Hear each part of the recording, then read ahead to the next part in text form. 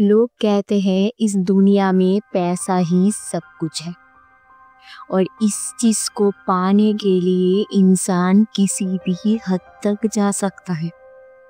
लेकिन हर कोई पैसे के पीछे नहीं भागते।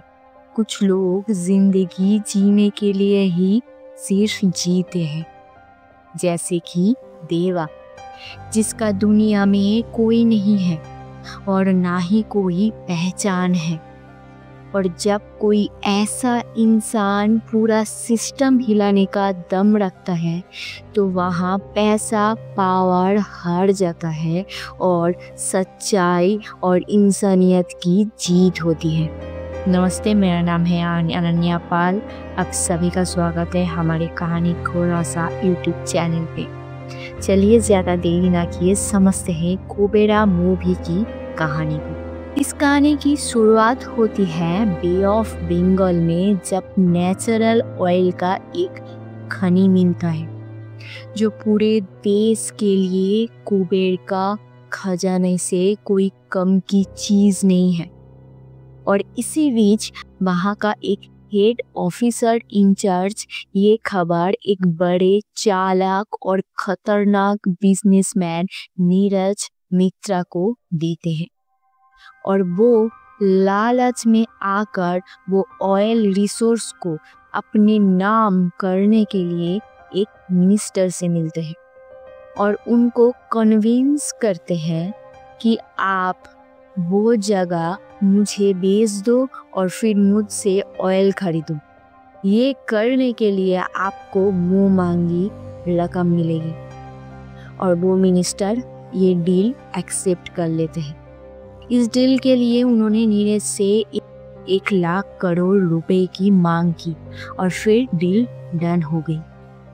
नीरज इतना चालाक है कि अपने पीछे कोई सबूत नहीं छोड़ते और इसी वजह से जो भी उस गवर्नमेंट प्रोजेक्ट ऑपरेशन सागर मंथन में काम करते थे उनको ब्लास्ट करके मार डाला ताकि किसी को पता ना चले वहाँ नेचुरल ऑयल मिला था।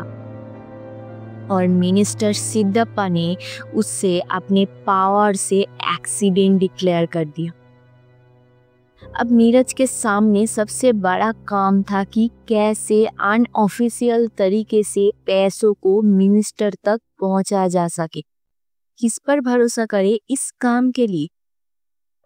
तब उनके पापा एक्स ईमानदार सीबीआई ऑफिसर दीपक की बात करते हैं, जिसने कभी उनके कंपनी में रेड डालकर 100 करोड़ की नुकसान किए थे। पर वो अभी जेल में है क्योंकि किसी मिनिस्टर के घर में रेड डाला था तो उन्होंने अपने पावर से दीपक पर झूठा करप्शन का केस लगाकर 10 साल के लिए जेल में डाल दिया था। तो नीरज के पापा नीरज से कहते हैं कि दीपक सिस्टम से नाराज है और इसी चीज का हम फायदा उठाएंगे। अगर हम उसे जेल से छुड़ा ले आए तो वो ईमानदारी से हमारा साथ देगा, एक वफादार कुत्ते की तरह। ब्लैक मनी को कैसे व्हाइट करके मिनिस्टर तक पहुंचा जा सके, दीपक से बेहतर ये काम कोई भी नहीं कर सकता। और वही हुआ। दीपक नीरज के बात पे एग्री हो जाता है और नीरज दीपक को जेल से छुड़ा लेता है। अब यहाँ पर दीपक ने अपना दिमाग लगाया कि भिखारी के नाम पर फेक आईडी क्रिएट करके कंपनी खोलेंगे, फिर स्विस बैंक अकाउंट खोलकर मिनिस्टर्स को पैसा भेजने का तगड़ा प्लान बनाया। और भिखारी को इसलिए टारगेट किया गया क्योंकि वो अनपढ़ होते हैं, उनका कोई पहचान नहीं होता है और उनके बारे में कोई पूछने वाला भी नहीं होता। तो इजी टारगेट है। दीपक का प्लान था काम हो जाने के बाद उनको छोड़ देंगे, लेकिन दीपक ये नहीं जानते थे कि नीरज कितना खतरनाक इंसान है। नीरज की आदत है अपने पीछे कोई भी सबूत नहीं छोड़ने का, इसलिए काम हो जाने के बाद उन भिखारियों को भी मार डालने का प्लान था उनका। और ये बात उन्होंने दीपक से छुपाई थी, क्योंकि वो जानते थे कि दीपक इसके लिए कभी भी राजी नहीं होंगे, क्योंकि दीपक सिर्फ गवर्नमेंट के ऊपर नाखुश था। इसलिए वो नीरज के साथ ऐसे इल्लीगल काम के लिए राजी हुए थे। लेकिन उनके अंदर की इंसानियत मर नहीं गया था कि वो किसी को भी अपने खुदगर्ज के लिए मार डाले। इसके बाद दीपक अपने प्लान को एग्जीक्यूट करने में लग जाते हैं। उन्होंने अलग अलग जगह से 4 भिखारी को लेके आए और फिर उनको ट्रेनिंग देना चालू करा। उनमें से एक लड़की खुशबू, जो प्रेग्नेंट भी थी, उस पर नीरज का एक आदमी जिसका नाम रोबो था, उसका बुरा नजर था। और ये बात जब दीपक को पता चला तो उन्होंने रोबो को धमकाया। और ये पूरा घटना ध्यान से देखते उन 4 भिखारियों में से एक भिखारी, जिसका सिर्फ मकसद था कि जिंदगी एक बार मिलती है और उसको जीने के लिए जिया जाता है, ऐसी सोच रखने वाला भिखारी का नाम देवा था। उसको ये बात तो तब समझ में आ गई थी कि दीपक बहुत अच्छे इंसान है, उनके अंदर उन सब के लिए प्यार है। और फिर तब से देवा उनके ऊपर पूरा विश्वास करने लगा। ट्रेनिंग पीरियड खत्म होने के बाद अब था असली मकसद को अंजाम देना, जिसके लिए उनको लाया गया था। सबसे पहले उन 4 भिखारियों में से घीलू को लेकर मनी ट्रांजैक्शन को सक्सेसफुल किया। उसके बाद लोगों ने घीलू को बीच समंदर में ले जाकर पानी में शार्क के बीच फेंक दिया मरने के लिए।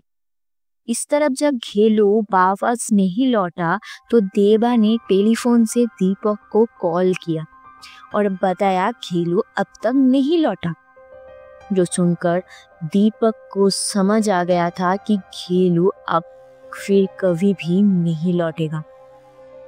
फिर दीपक को गिल्ट फील हुआ और वो सीधा सवाल पूछने नीरज मित्रा के घर चला गया। और वहां जाकर दीपक इस काम से बैकआउट करने के बारे में नीरज से बात की। नीरज ने दीपक को बड़ी आसानी से धमकाया कि अगर अब तुम ब्लैकआउट करोगे इस चीज से तो अपनी फैमिली की खुशी के बारे में एक बार जरूर सोचना। और वहां पर ही दीपक वीक पड़ गया और फिर इस प्लान को एंड तक पूरा करने का ठान लिया। फिर एक एक कर सबका ट्रांजैक्शन किया, लेकिन जब देवा का ट्रांजैक्शन किसी तरह से फेल हो गया और दीपक ने लोगों को कॉल किया कि देवा को वापस लेके आओ, उसका ट्रांजैक्शन फेल हो गया है, तो तब तक बहुत देर हो चुका था, क्योंकि देवा समझ आ चुका था कि ये रोबो उसे मार डालेगा घीलू और उसके और एक साथी दिव्या की तरह। तो वो रोबो को चकमा देकर भाग निकला। फिर स्टेशन पर उसकी मुलाकात समीरा से होती है और उससे फोन लेकर उसने दीपक को कॉल किया ताकि वो रोबो से खुशबू को बचा सके। कॉल नहीं उठा पाए दीपक, लेकिन उनके फोन में वॉइस मैसेज आ गया था देवा का। और फिर दीपक ने उस नंबर को ट्रेस कर समीरा के पास पहुंचे, लेकिन देवा तब तक वहां से निकल गया था। फिर अगले दिन देवा फिर से समीरा से मिला तो समीरा ने दीपक के बारे में बताया, जो देवा को ढूंढते हुए उसके पास आया था। देवा को ये बात पता चलते ही कि दीपक सर उसे ढूंढ रहे हैं तो वो दीपक सर से मिलने उसके रिजॉर्ट में चला गया, जहां वो इतने दिनों से ट्रेनिंग ले रहा था। लेकिन वहां जाते ही देवा को समझ आ गया था कि दीपक भी रोबो के साथ मिला हुआ है, तो वो वहां से अपनी जान बचाकर भाग गया। देवा के भागने के बाद जब नीरज मित्रा को पता चला तो उन्होंने दीपक को 24 घंटे की मोहलत दी। फिर दीपक फिर से समीरा के पास गया देवा के बारे में पूछने कि उसे देवा फिर से मिलने आया था या नहीं। पर समीरा को कुछ दाल में काला चीज नजर आया। उसने झूठ बोला देवा के बारे में कि उससे वो नहीं मिली थी। लेकिन दीपक ने समीरा के पास वो खुशबू ने जो देवा को बॉक्स दिया था वो देख लिया। और फिर क्या? और फिर दीपक ने समीरा को गन से डराया तो उसने सब बोल दिया कि देवा पुलिस के पास गया है। फिर दीपक वहां से देवा तक पहुंचने के लिए निकल गए, लेकिन बहुत ज्यादा देरी हो चुकी थी।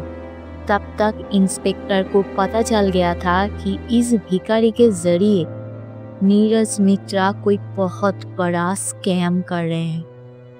ये बात जब दीपक को पता चला कि इंस्पेक्टर सब जान चुके हैं तो दीपक ने उनको मार डाला। और अब देवा को ये बात समझ में आ गया था कि उसके नाम भी करोड़ों रुपए बैंक में है, तो इसीलिए वो लोग उसके जान के पीछे पड़े हैं। ये बात देवा ने जाकर समीरा को बताया और फिर देवा ने समीरा को लेकर भागने का फैसला किया। उनको भी पता चल गया था कि समीरा देवा की हेल्प कर रही है भागने में। और इस तरह दीपक को अपने गिल्ट का रियलाइजेशन हुआ और उन्होंने ठान लिया कि इस स्कैम को पूरे दुनिया के सामने लाएंगे देवा को ढूंढने के बाद। और फिर वो नीरज के पास गया और देवा को कैसे ढूंढे डिस्कस करने के लिए। तभी देवा का कॉल आया दीपक को और देवा ने एक 10,000 करोड़ रुपए जो उसके नाम पे अकाउंट में थी वो मांगी। देवा ये कॉल इसीलिए किए कि वो जानते थे इस कॉल के जरिए दीपक उससे मिलने जरूर आएंगे और वही वो दीपक पर हमला कर सकते हैं। और वही हुआ और दीपक उससे मिलने आए उसी जगह पर जहाँ से उसने कॉल किया था। और फिर तब देवा ने एक पत्थर से दीपक के सर पे मारा और उसको बेहोश करके किडनैप कर लिया। लेकिन जब दीपक को होश आया तो वो देवा को समझाने की कोशिश कर रहे थे कि वो उनके साथ नहीं मिले हुए हैं, लेकिन देवा मानने को तैयार ही नहीं था। देवा दीपक को खरी खोटी सुनाने लगा कि उसके वजह से खुशबू ने अपनी जान गंवा दी और उसके बच्चे ने भी, जो अभी तक पैदा भी नहीं हुआ था। लेकिन दीपक ने देवा को समझाने की कोशिश की कि खुशबू जिंदा है, वो अपने प्रेगनेंसी की आखिरी महीने में है और कभी भी डिलीवरी हो सकती है। वो एक हॉस्टल में रह रही है। और फिर दीपक देवा और समीरा को उस हॉस्टल में लेके गए। इतने में वहाँ पर नीरज के आदमी पहुँच गए और दीपक अपने गन से लड़ाई की उन लोगों के साथ। बहुतों को उन्होंने मार गिराया, फिर उनको गोली लगने के कारण मार गए। लेकिन दीपक खुशबू, देवा और समीरा को हॉस्टल से भगाने में कामयाब हो गए थे। उसके बाद खुशबू ने अपने बेटे को जन्म देकर चल बसी। और फिर देवा ने मीडिया पर दीपक का दिया हुआ स्कैम का एक क्लिप रिलीज कर देते हैं और फिर अपने 10,000 करोड़ रुपए नीरज के घर के सामने ट्रैक से ले जाकर डाल देते हैं। और इससे पूरे देश में हलचल शुरू हो जाती है।